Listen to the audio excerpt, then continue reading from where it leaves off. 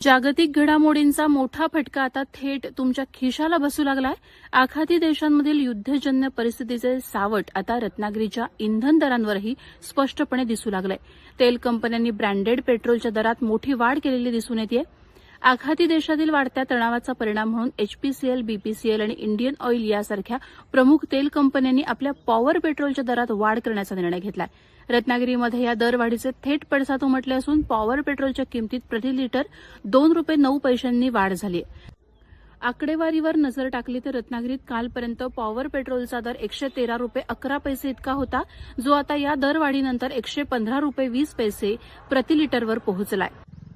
सर्वसामान्य वाहनधारकांसाठी एक दिलासादायक बातमी म्हणजे सध्या तरी साध्या पेट्रोलच्या दरात कोणतीही वाढ करण्यात आलेली नाही. त्यामुळे तूर्तास तरी सर्वसामान्यांना मोठा दिलासा मिळालेला आहे. ही दरवाढ होण्यामागे जागतिक स्तरावर सुरू असलेली युद्धजन्य परिस्थिती हे मुख्य कारण आहे. यामुळे इंधन पुरवठा करणाऱ्या कंपन्यांकडून क्रेडिटवर म्हणजेच उधारीवर इंधन खरेदी करणं आता बंद झालंय, ज्याचा परिणाम थेट दरांवर होताना दिसतोय.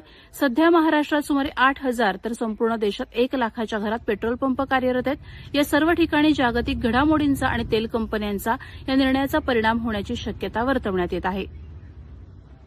प्रहार डिजिटलसाठी शुभम पवार, रत्नागिरी.